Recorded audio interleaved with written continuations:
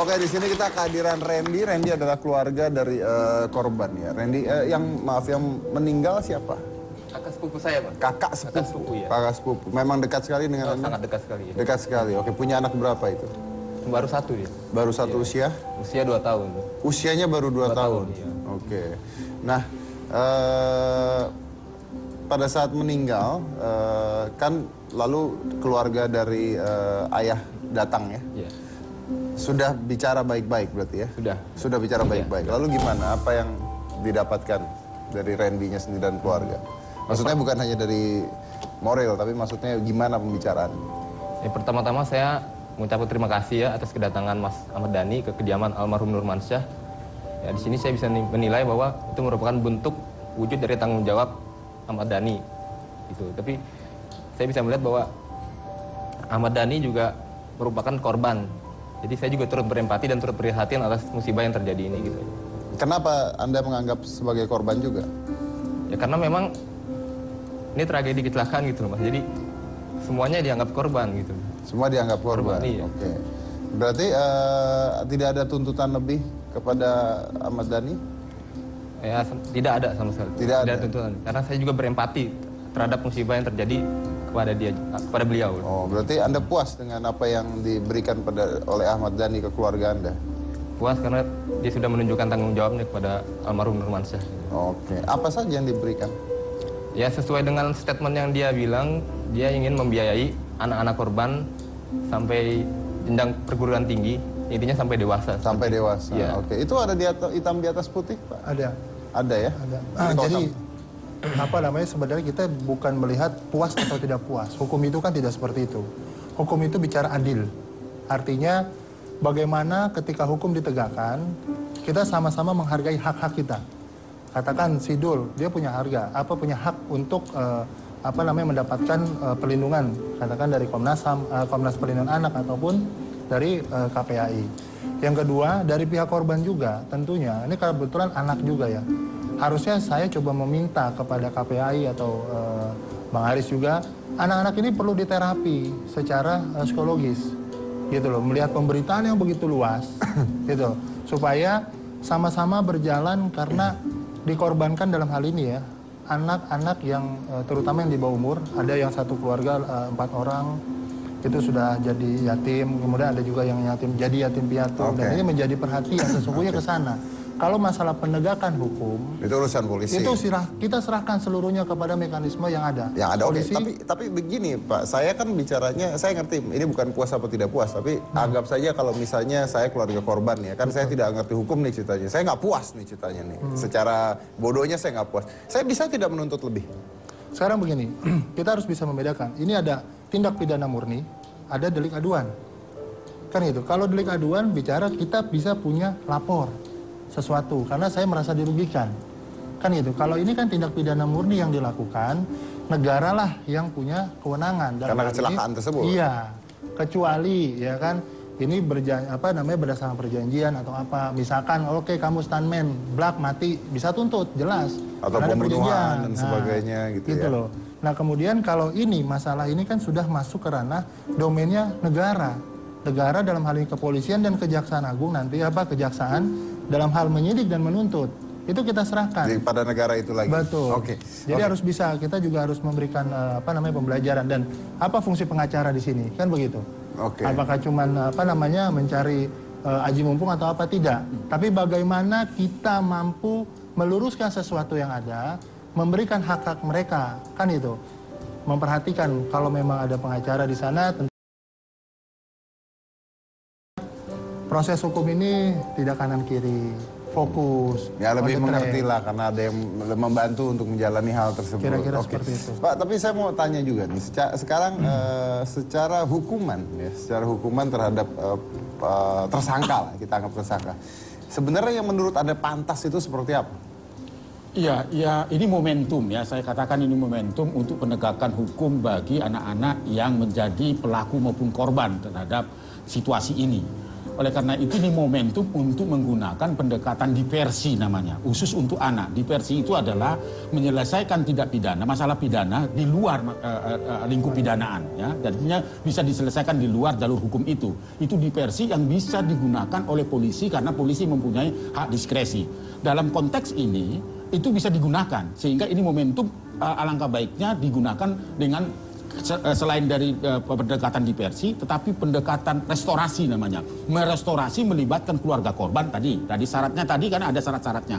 Keluarga korban sudah menerima keadaan ini dan tidak menuntut dan sebagainya. Lalu kemudian orang yang dianggap bersalah tadi sudah membuka diri untuk memberikan tanggung jawabnya. Inilah proses restorasi itu.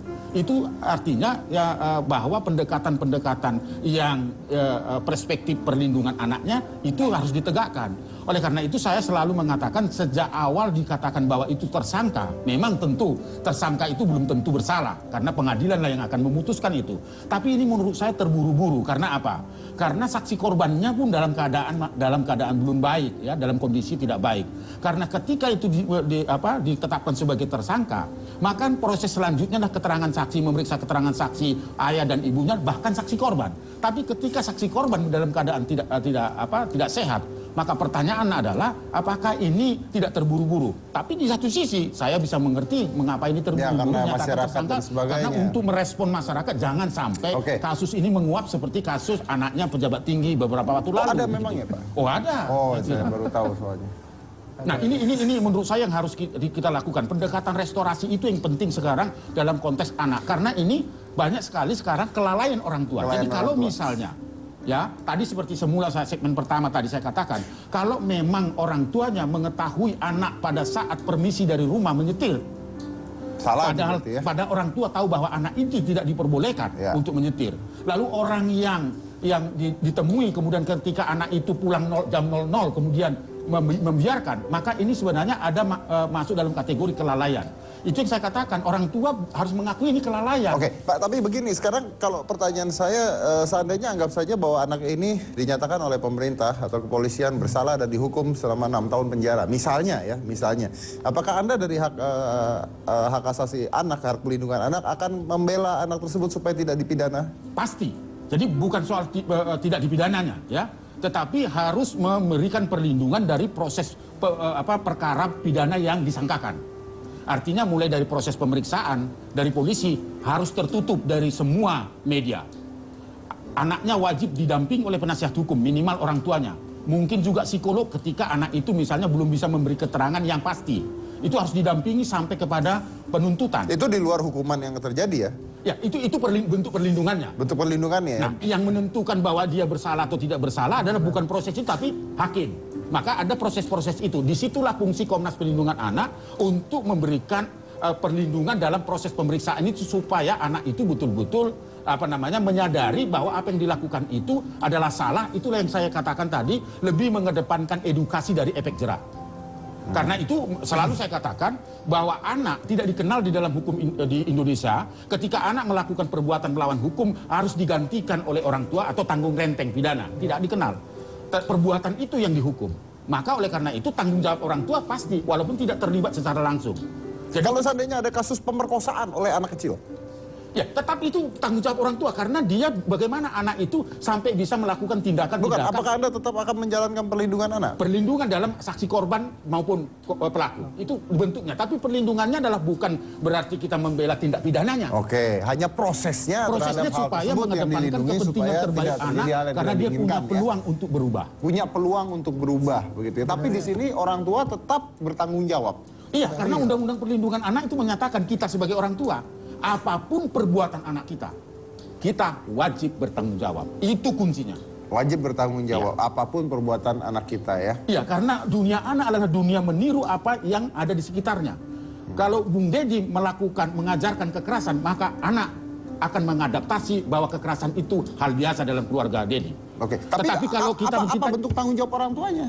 Karena kita mengajarkan yang tidak baik. Oh, tidak, maksudnya orang tuanya bisa dituntut? Bisa dalam hal itu karena dia lalai dan tidak memberikan pelajaran atau pengetahuan yang kalau baik. Sekarang misalnya ada pembunuhan, anak kecil membunuh seseorang, apakah orang tuanya bisa dituntut? Sekarang gini, lebih kepada penyidik. mau nggak dia melakukan pengembangan daripada perkara. Tapi bisa tidak? Secara undang-undang di perlindungan anak jelas ada gitu loh. Sekarang pertanyaannya mau tidak, itu aja. Kalau mau bisa. Ya penyidik silakan.